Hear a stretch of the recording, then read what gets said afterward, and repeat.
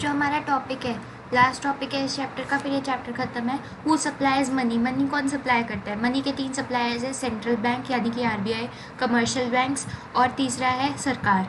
RBI क्या करता है? आरबीआई अपने पास एक मिनिमम रिजर्व्स रखता है पैसे का। मेन जो सप्लायर है पैसे का, प्रिंसिपल सप्लायर, वो आरबीआई है, ये बात ध्यान रखना। अब एक मिनिमम रिजर्व सिस्टम फॉलो करता है आरबीआई, जिसके तहत आरबीआई के पास हमेशा 200 करोड़ रुपए होते ही होते हैं। 200 करोड़ रुपए हमेशा होते हैं आरबीआई के पास, ठीक है। इसमें से 115 करोड़ का गोल्ड होता है आरबीआई के पास, ठीक है। और बाकी के जो पैसे होते हैं वो फॉरेन सिक्योरिटीज़ होते हैं, यानी कि फॉरेन इन्वेस्टमेंट्स वगैरह होती है बाकी की। कमर्शियल बैंक्स आते हैं दूसरे।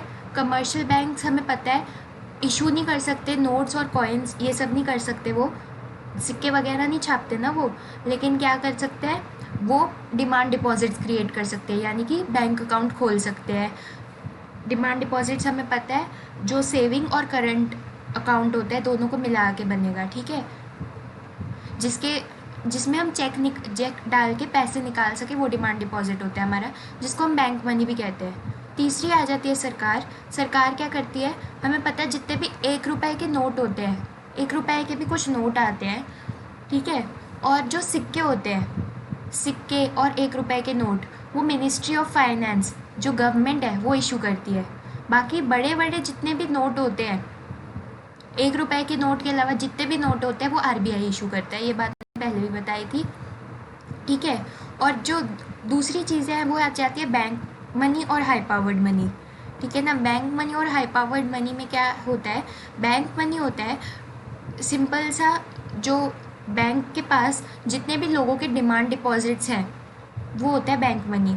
हाई पावर्ड मनी में कुछ एक्स्ट्रा कंसेप्ट्स होते हैं। हाई पावर्ड मनी में एक तो लोगों के जितने भी पैसे हैं बैंक के पास वो तो आते ही आते हैं, साथ में बैंक के पास एक वॉल्ट कैश होता है, मतलब कुछ लिमिटेड पैसे जो होते हैं ना वो बैंक को अपने पास रखने ही रखने होते हैं, ताकि कोई भी देखो बैंक में से पैसे निकलवाने आ जाता है किसी भी टाइम पे, तो उन सब लोगों को पैसे देने के लिए बैंक अपने पास एक वॉल्ट कैश रखता है।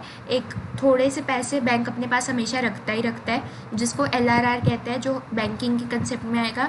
और तीसरी चीज़, cash reserves of commercial banks with RBI. RBI और कमर्शियल बैंक्स का आपस में खाता चलता रहता है, वो जो खाता होता है ना वो सब भी हाई पावर्ड मनी में आता है। ये सप्लाई ऑफ मनी से अलग कंसेप्ट है हाई पावर्ड मनी, इसको मॉनेटरी बेस या बेस मनी भी कहते हैं।